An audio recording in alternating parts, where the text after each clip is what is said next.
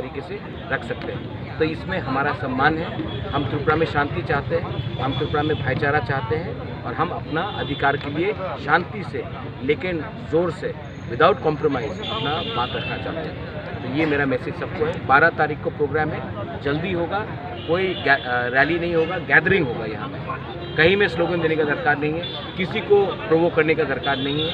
हम अपना मैसेज दिल्ली को भेज रहे हैं, यहाँ के लोगों को दड़ाने के लिए हमने कुछ नहीं किया है और ऐसा नहीं होना चाहिए। हम त्रिपुरा में शांति चाहते हैं। बाहर का आदमी बाहर का आदमी क्यों?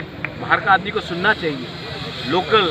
ये लोकल पार्टी है, इंडिजिनस पार्टी है। हम लोग लोकल लोग बात करेंगे, बाहर के लोग सुनेंगे। नेशनल पार्टी में बाहर से लोग आते हैं और हमको प्रवक्ता देते हैं, ठीक है। लेकिन तिपरासा को बाहर का आवाज़ नहीं सुनना है, बाहर के लोगों को, दिल्ली को तिपरासा का आवाज़ सुनना है। दिल्ली को तिपरासा को और नहीं बताना क्या अच्छा क्या गलत है। अब टाइम आया है कि हम अपना बात रखेंगे और अपने लोगों का अपना प्रॉब्लम दिल्ली को बताएंगे। दिल्ली को हमारा बात मानना पड़ेगा, सुनना पड़ेगा। अगर नहीं सुनेंगे तो उन्हीं का नुकसान है।